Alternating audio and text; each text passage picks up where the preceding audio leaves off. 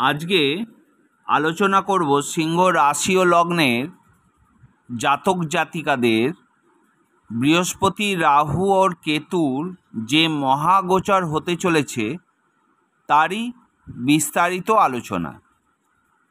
আপনার লগ্ন রাশির সাপেক্ষে গ্রহের অবস্থান, সেই অবস্থানের উপর নির্ভর করে আপনাদের কি হতে পারে বা এই মহাগোচরে কি হবে। 14ই মে বৃহস্পতি আপনাদের একাদশে প্রবেশ করছে এবং 18ই মে রাহু সপ্তমে ও কেতু লগ্নে প্রবেশ করছে। এই গ্রহগুলির অবস্থানের কারণে সিংহ রাশি ও লগ্নের জাতক জাতিকাদের জীবনে কিছু গুরুত্বপূর্ণ পরিবর্তন আসতে পারে, তারই বিস্তারিত আলোচনা করব। বিস্তারিত আলোচনায় যাওয়ার আগে আমি ছোট্ট কয়েকটা কথা বলি। এটা কারুর বার্থ চার্টের রাশিফল নয় বা বার্থ চার্টের গোচরের ফলাফল নয়, এটা সম্পূর্ণ গ্রহের গোচরের ফলাফল। একবার আপনার বার্থ চার্টটা মিলিয়ে নেবেন যে বৃহস্পতির ডিগ্রিগত মান ঠিক আছে কিনা, বা বৃহস্পতি কোনো অশুভ স্থানে বা পীড়িত অবস্থায় বসে আছে কিনা। যদি বৃহস্পতির ডিগ্রিগত মান ভালো থাকে তাহলে আপনারা অতি অবশ্যই শুভ জায়গায় অবস্থান করে, তাহলে অতি অবশ্যই আপনারা শুভ ফল পাবেন। তাহলে যদি আপনারা এই চ্যানেলটিতে প্রথম হন তাহলে অতি অবশ্যই চ্যানেলটিকে সাবস্ক্রাইব করে দেবেন, বেল আইকনটিকে প্রেস করে দেবেন, যাতে আগামী দিনে সিংহ রাশি ও লগ্নের জাতক জাতিকাদের জন্য নতুন কোনো ভিডিও ছাড়লে প্রথম নোটিফিকেশানটি আপনার কাছে পৌঁছে যায়। আর যারা চ্যানেলটিকে সাবস্ক্রাইব করে নিয়মিত ভিডিও দেখছেন এবং বিভিন্ন দেশ থেকে ভিডিও দেখছেন তাদেরকে জানাই অসংখ্য অসংখ্য ধন্যবাদ, কারণ আপনাদের সাবস্ক্রাইব, আপনাদের লাইক আমাকে নতুন নতুন ভিডিও বানাতে আমাকে অনুপ্রেরণা যোগায়। চলে আসি বিস্তারিত আলোচনায়। বৃহস্পতি 14ই মে আপনাদের একাদশভাবে প্রবেশ করছে। তাহলে বৃহস্পতি একাদশভাবে প্রবেশ করলে কি হতে পারে? একাদশ ভাবটি থেকে আমরা বিচার করি সাধারণত আয়, সম্মান, সম্পত্তি। তাহলে বৃহস্পতি এখানে প্রবেশ করার ফলে আপনার আর্থিক দিক উল্লেখযোগ্যভাবে উন্নতি হতে পারে, নতুন আয়ের উৎস তৈরি হতে পারে এবং পূর্বে করা বিনিয়োগ থেকে আপনি লাভবান হতে পারেন বা লাভবান হবার সম্ভাবনা থেকে যায়। বন্ধুদের সঙ্গে সম্পর্ক আরও দৃঢ় হতে পারে এবং সামাজিক ক্ষেত্রে আপনার পরিচিতি বাড়তে পারে। প্রভাবশালী ব্যক্তিদের সঙ্গে যোগাযোগ স্থাপিত হওয়ার সম্ভাবনা কিন্তু দেখা যায়, যা আপনার জন্য খুবই উপকারী হতে পারে। দীর্ঘদিনের কোনো ইচ্ছা পূরণ হতে পারে। আপনার আশা এবং আকাঙ্ক্ষাগুলি বাস্তবায়িত হওয়ার সম্ভাবনা দেখা যাচ্ছে।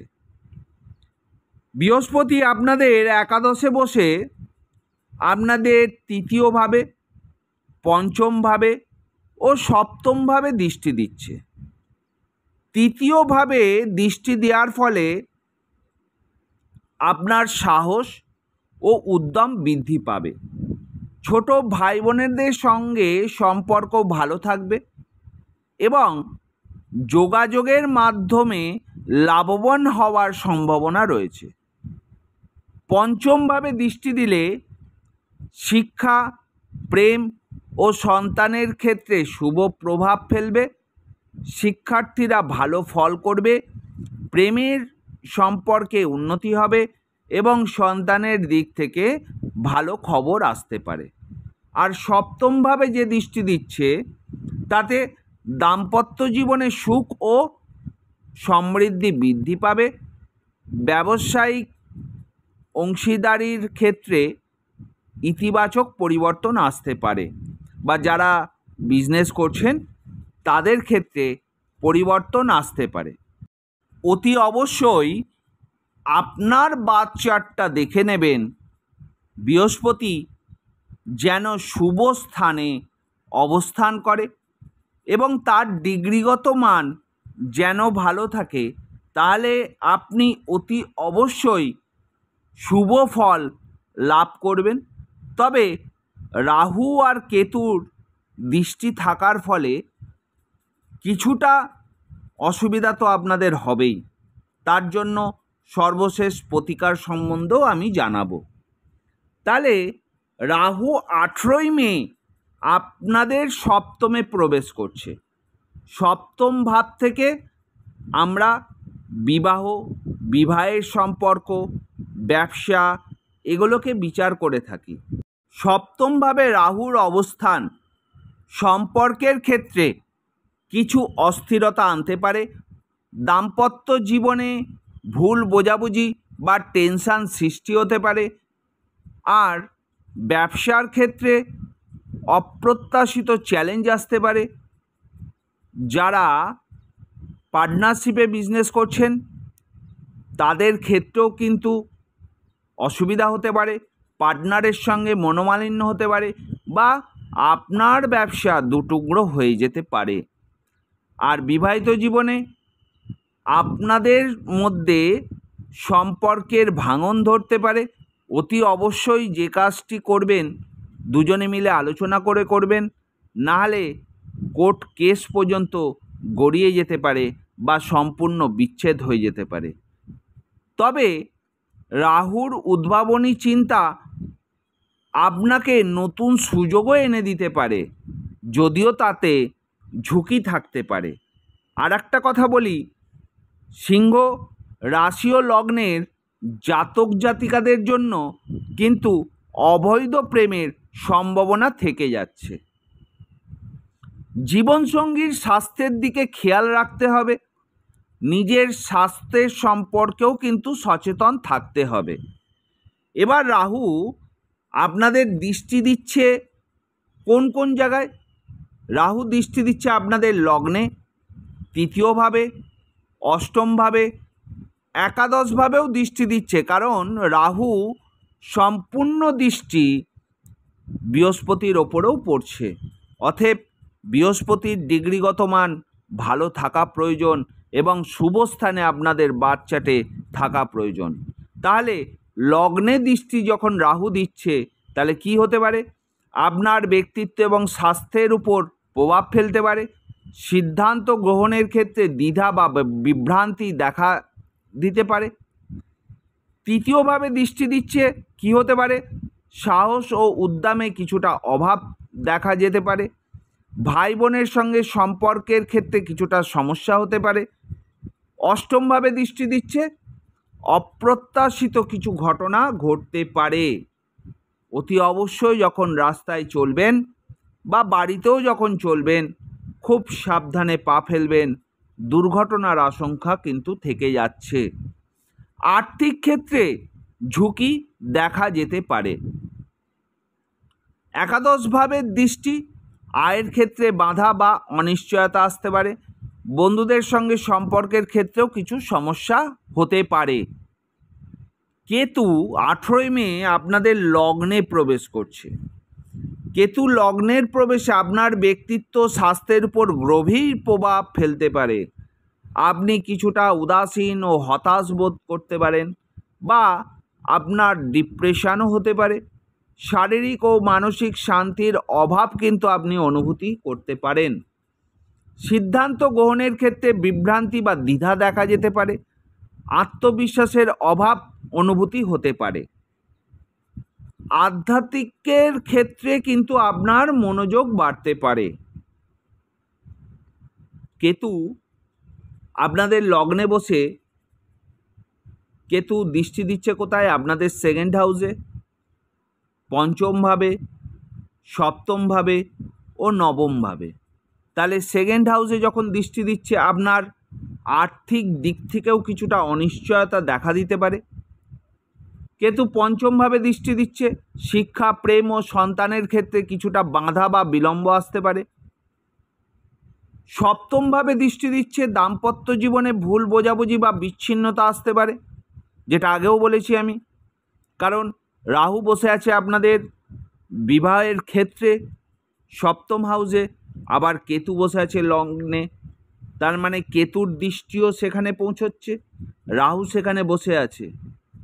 তাহলে দাম্পত্য জীবনের নিয়ে কিন্তু অতি অবশ্যই সাবধানে থাকবেন। বিজনেসের ক্ষেত্রেও কিন্তু আপনাকে সাবধানে থাকতে হবে।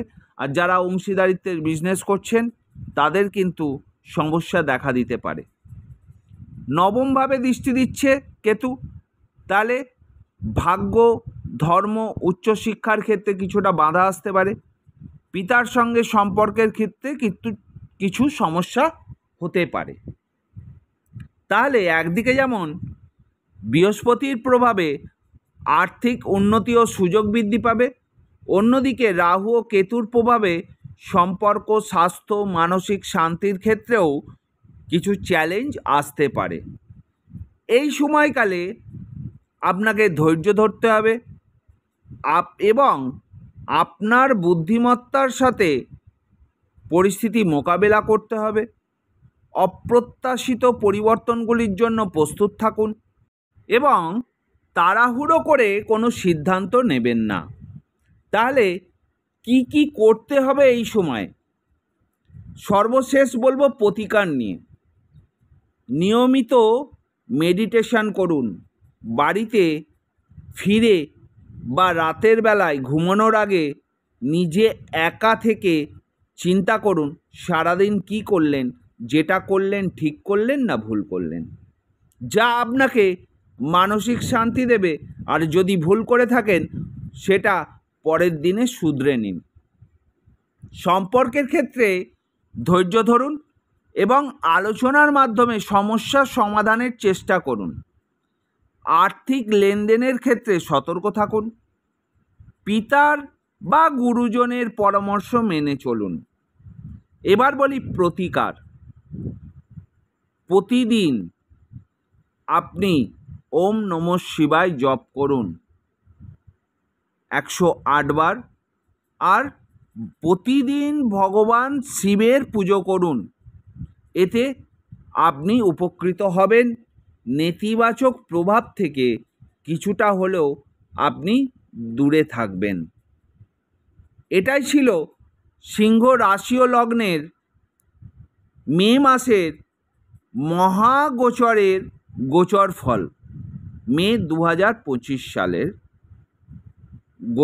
গোচর ফল।